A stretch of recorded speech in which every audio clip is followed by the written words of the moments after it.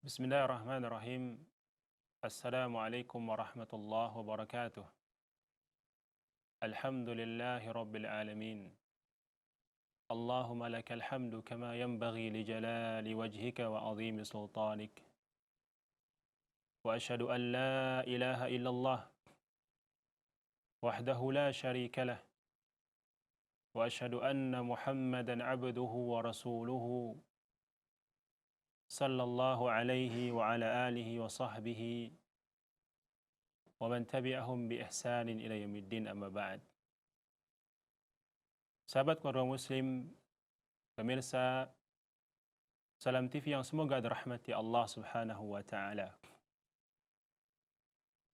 Ibnu Qayyim dalam kitabnya Al-Fawaid menyebutkan sebuah faedah yang sangat penting bagi setiap muslim, yaitu tentang beliau menyebutkan iyyaka wal ma'asi, jauhilah maksiat.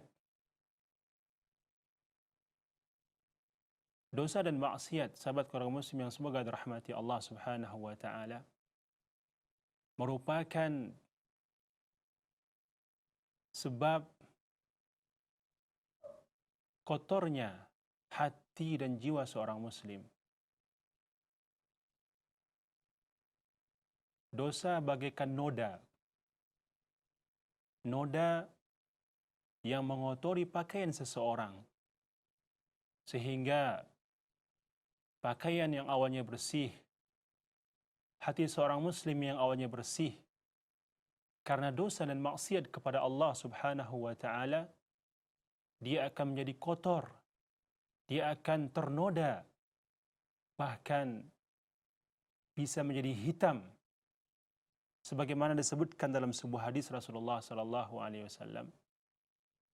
Beliau mengatakan, innal abda idza akhta'a khati'atan nukitat fi qalbihi nuktatun sauda. Seorang hamba, kata Rasulullah sallallahu alaihi wasallam, apabila melakukan sebuah kesalahan, apabila melakukan sebuah dosa dan bermaksiat kepada Allah Subhanahu wa taala, maka akan ditorehkan di hatinya noda hitam. فَإِذَا هُوَ نَزَعَ وَاسْتَغْفَرَ وَتَابَ سُقِلَ قَلْبُهُ. Dan di saat dia meninggalkan dosa tersebut, meninggalkan maksiat tersebut, maka hatinya akan kembali bersih dari noda yang sebelumnya mengotori hatinya. Wa in 'ada, kemudian Rasulullah sallallahu alaihi wasallam melanjutkan sabda beliau, wa in 'ada zida fiha hatta ta'lu wa qalbah. Kalau dia mengulangi dosa tersebut, mengulangi maksiat tersebut, maka noda tersebut akan terus bertambah hatta ta'lu wa qalbah. Maka noda tersebut akan menutupi hatinya sehingga hatinya menjadi gelap, hatinya menjadi hitam.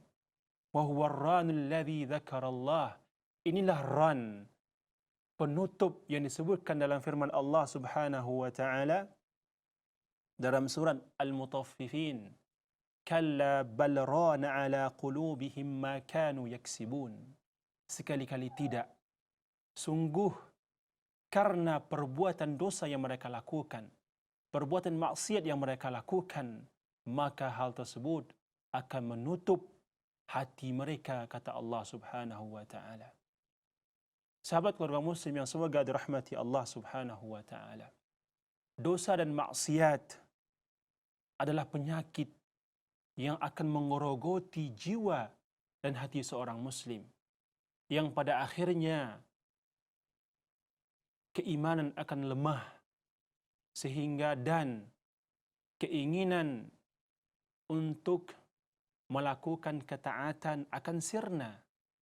Karena begitulah iman di hati seorang hamba, dia akan bertambah dengan ketaatan kepada Allah Subhanahu wa taala dan akan melemah, akan berkurang dengan maksiat kepada Allah Subhanahu wa taala.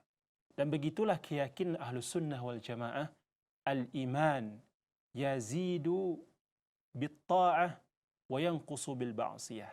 Keimanan seorang muslim akan bertambah dengan ketaatan kepada Allah Subhanahu wa taala, dan dia akan berkurang, akan melemah ketika seorang hamba bermaksiat, melakukan sebuah dosa, melanggar perintah-perintah Allah Subhanahu wa taala.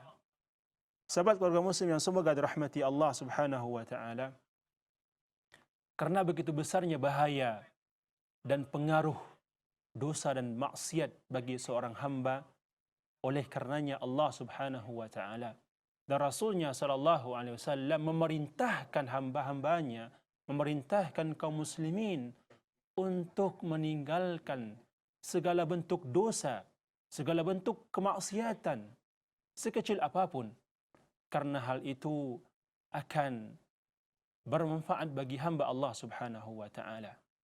Bahkan Allah Subhanahu wa taala dan Rasulnya sallallahu alaihi wasallam menutup segala pintu yang mendekatkan kepada dosa dan maksiat kepada Allah Subhanahu wa taala. Seperti firman Allah Subhanahu wa taala, "Wala taqrabuz zina." Dan janganlah kalian dekati zina, kata Allah Subhanahu wa taala. Maka dari ayat ini kita pahami segala hal yang mendekatkan kepada perbuatan zina wajib kita tinggalkan. Haram hukumnya kalau kita melakukan hal-hal yang mendekatkan kepada perbuatan zina, perbuatan yang sangat diharamkan oleh Allah Subhanahu wa taala. Sahabat keluarga muslim yang semoga dirahmati Allah Subhanahu wa taala, syaitan tentu tidak akan pernah berhenti untuk menyesatkan umat manusia. Syaitan akan terus menempuh segala cara, menempuh segala upaya untuk menyesatkan kaum muslimin agar masuk dalam perangkapnya.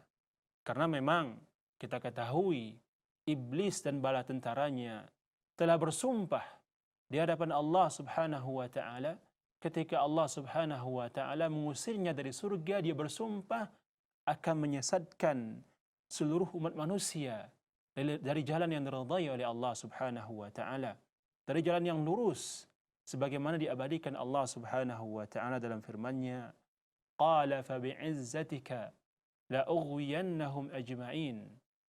Allah menyebutkan, iblis mengatakan, maka demi keagunganmu, kata iblis, aku akan menyesatkan manusia seluruhnya, kata iblis, na'natullahi alaih.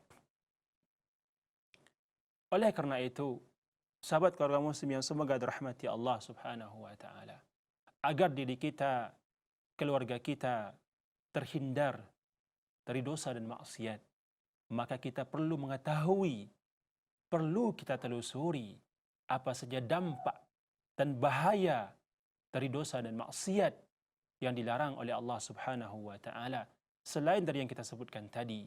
Karena dengan mengetahui bahaya, dampak dari dosa dan maksiat yang kita lakukan, maka akan mendorong kita, akan memotivasi kita untuk meninggalkan dosa dan maksiat tersebut.